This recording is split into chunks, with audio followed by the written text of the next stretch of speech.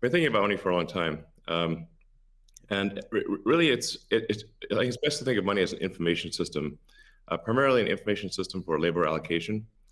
Um, and for practical purposes, it exists in a series of heterogeneous databases, like very different databases in bank mainframes around the world. It moves quite slowly in reality. It may seem to move fast sometimes, and it does with PayPal, which is real time.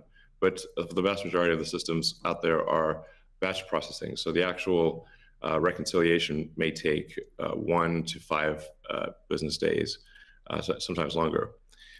And you have the ACH system, which is ancient and still in operation, which is allows transfers effectively like a check would be an ACH transfer, but it's not secure. And you've got the credit card systems, which are also not secure. It would be like handing your username and password to a stranger in a restaurant if you buy a meal. So there's definitely an opportunity for something that is better from an information theory standpoint. So and there you can think of it like data on a network. I think is the way to view it. What has the most throughput? What has the least error? What drops the fewest packets? Fraud, for example, being a source of error. And government interference in currencies being a source of error.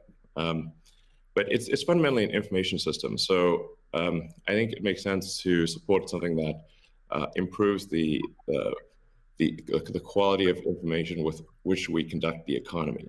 And Bitcoin is a candidate for that. It does, I think, some things well, and it's obviously it's evolving, and there are additional things like Lightning being done on top of Bitcoin.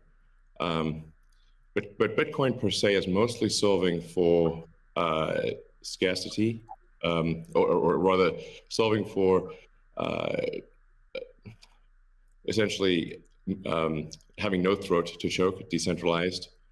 So there's no one who can be coerced in any way to empty their Bitcoin account. Well, I guess they could technically, but on an individual basis, but the system as a whole cannot.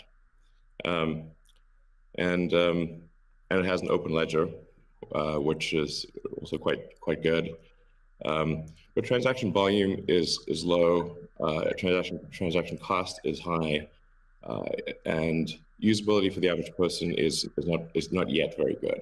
But it has a lot of potential. And I should say that, like, I'm not, and I apologize for taking a long time, but there certainly is a lot to say. In general, I'm a supporter of Bitcoin and the idea of cryptocurrency in general. But as I've said publicly, we do need to watch out for crypto taking, especially Bitcoin, using proof of work to maybe use energy that's maybe a bit too much and not necessarily good for the environment. So, but on balance, I support Bitcoin, and I'm not an investor. The only publicly traded stock I own is Tesla, and the only significant thing I own outside of Tesla is my SpaceX stock that could help create both companies. So, but apart from that, I do own Bitcoin, and Tesla owns Bitcoin, SpaceX owns Bitcoin, and then I do personally own a bit of Ethereum and Dogecoin, of course. So.